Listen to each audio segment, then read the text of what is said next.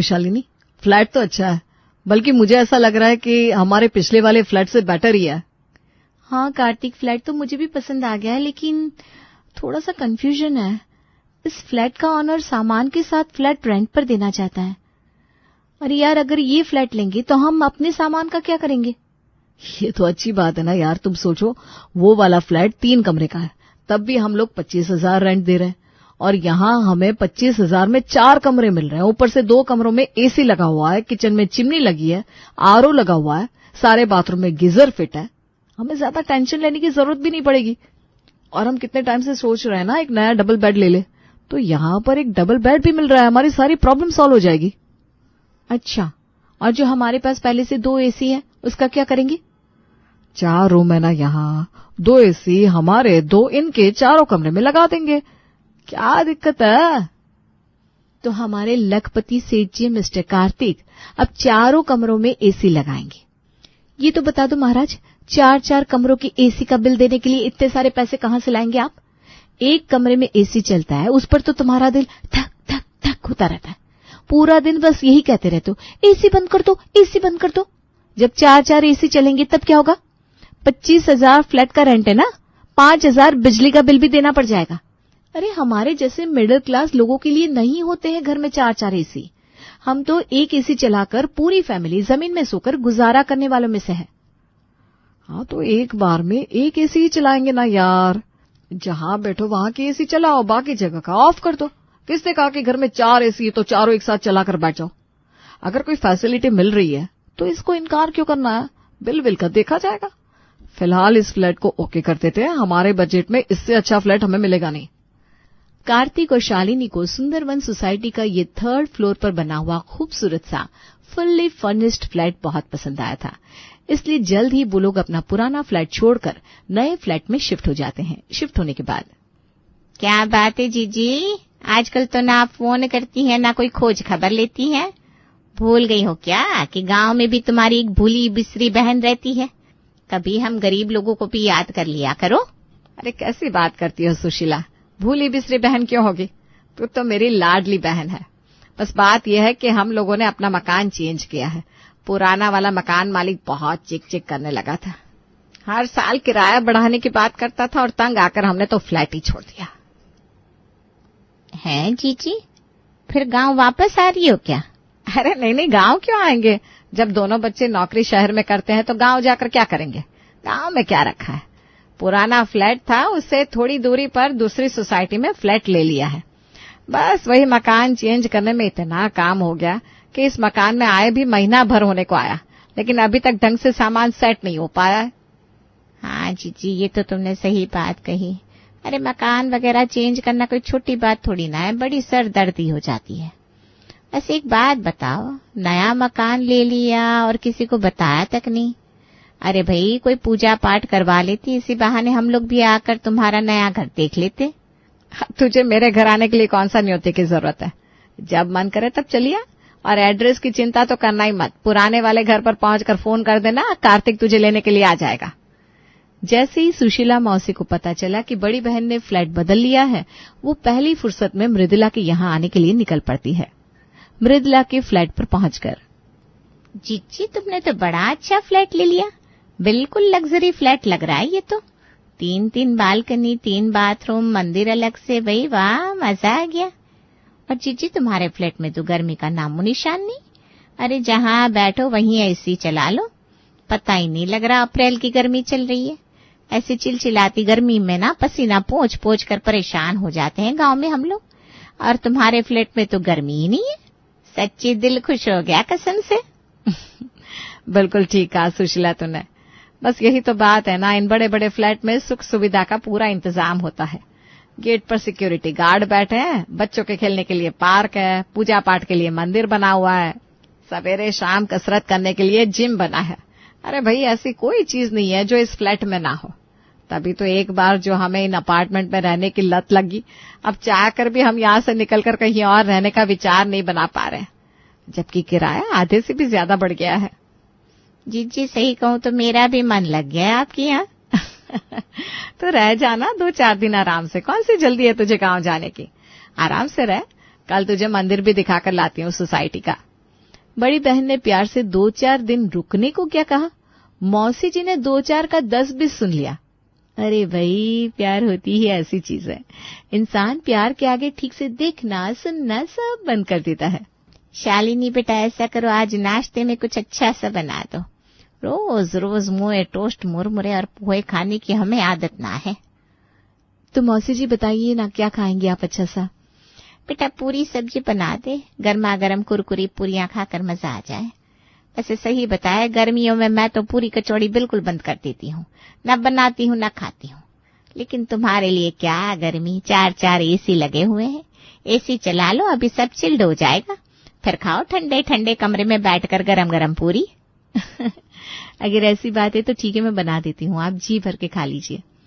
शालिनी ने एक बार मौसी जी को उनकी पसंद का खाना क्या खिलाया। मौसी जी अब हर दिन एक एक नई फरमाइश करने लगी और बहाना वही होता, तुम्हें कौन सा गर्मी लगने वाली है। कभी मौसी जी कहती हॉल का एसी चलाकर किचन में भटूरे बना दो, तो कभी कहती पकौड़ियां तल दो।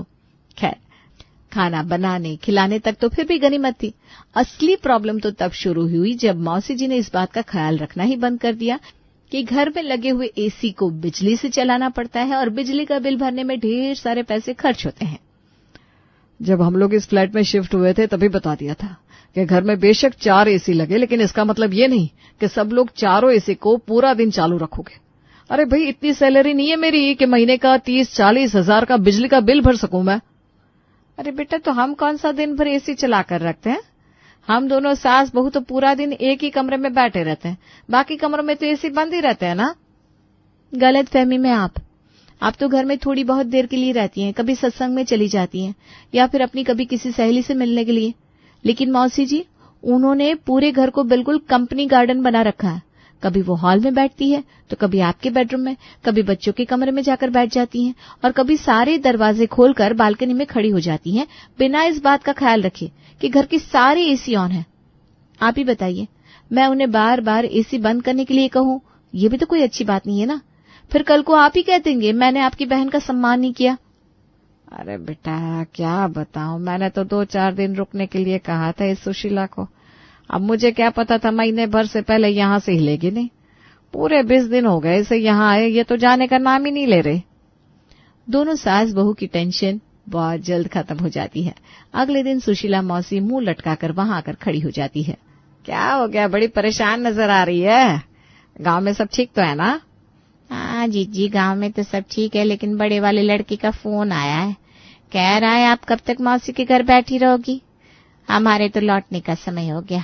जीजी, सच्चाई तो यही है कि कोई किसी के घर कितने दिन रुक सकता है। अब मुझे वापस जाना ही होगा।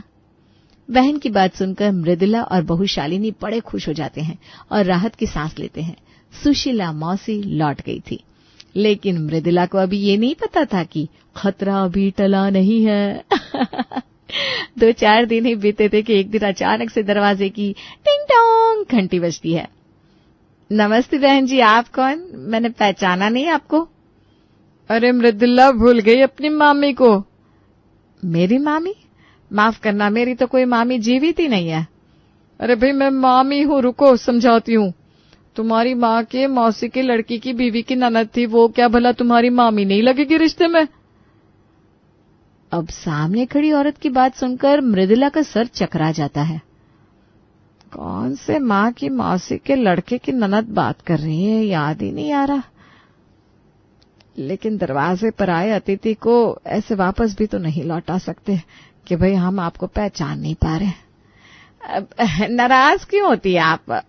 वैसे कौन से गांव से हैं आप?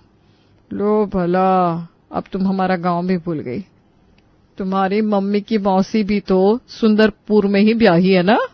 हाँ भाई, अब तुम शहर में रहने लगी हो, तुम कहाँ हम गांव के लोगों को पहचानोगी।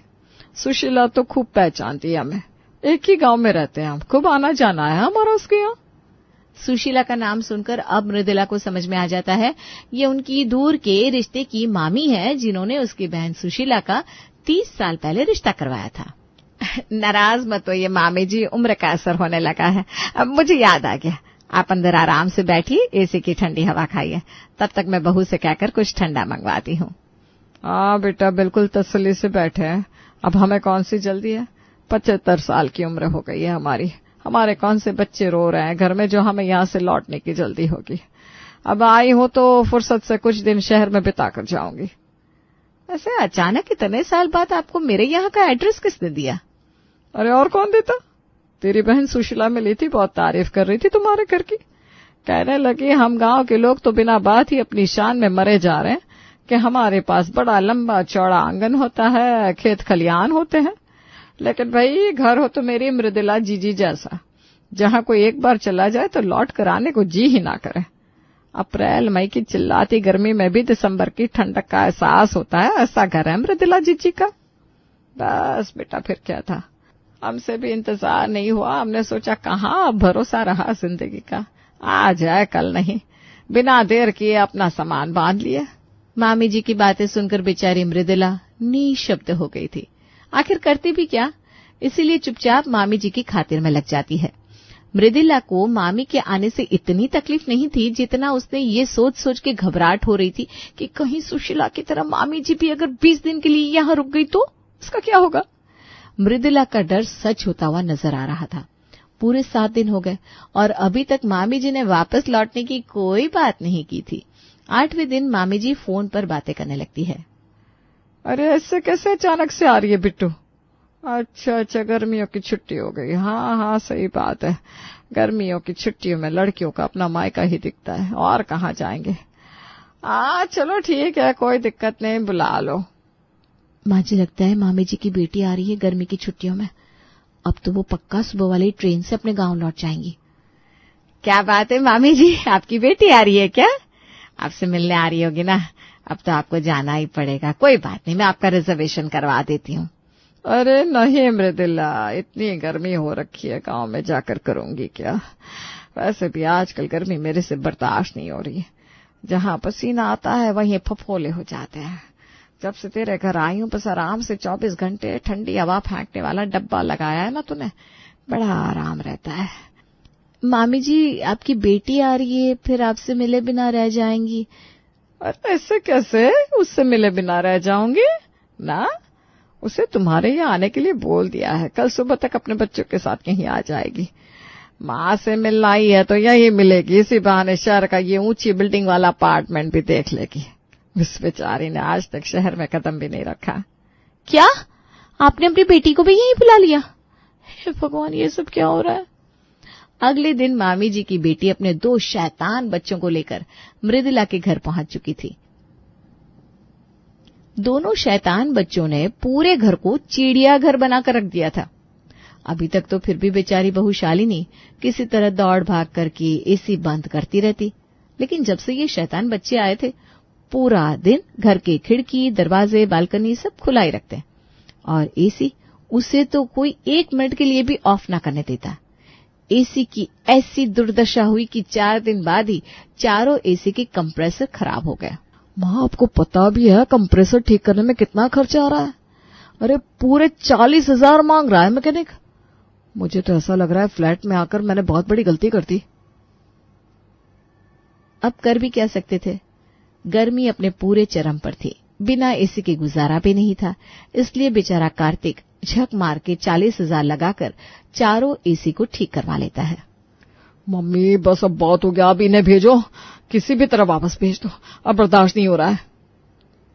वैसे तो तुम आई हो तो हमें बड़ा अच्छा लग रहा है, बच्चों के आने से घर में बड़ी रौनक हो जाती है, लेकिन वो क्या है ना, मेरी बेटी आ रही है, बच्चे आएंगे तो उन्हें भी रहने के लिए कमरे की जरूरत होगी, इसलिए अगर हो सके तो तुम लोग थोड़ा देख लो, बिल्कुल भी बुरा मत मानना। हाँ, जब भी समय मिले मिलने के लिए जरूर आना। कोई बात नहीं, हम लोग तो वैसे भी 1-2 दिन में जाने वाले थे, कोई दिक्कत नहीं है, हम आज शाम को ही चले जाते हैं। और वैसे भी गर्मी की छुट्टियां चल रही है, जैसे मैं अपने मायके आई हूँ, आपकी बेटियों को भी मायके आने का मन कर रहा होगा ना, इसमें बुरा मानने जैसी क्या बात है। जैसी आपकी बेटी लौट जाए आप मुझे खबर करवा दीजिएगा, मैं फिर आ जाऊंगी। मृदुला और शालिनी बेचारे मेहमानों के चक्कर में फंस गई थी।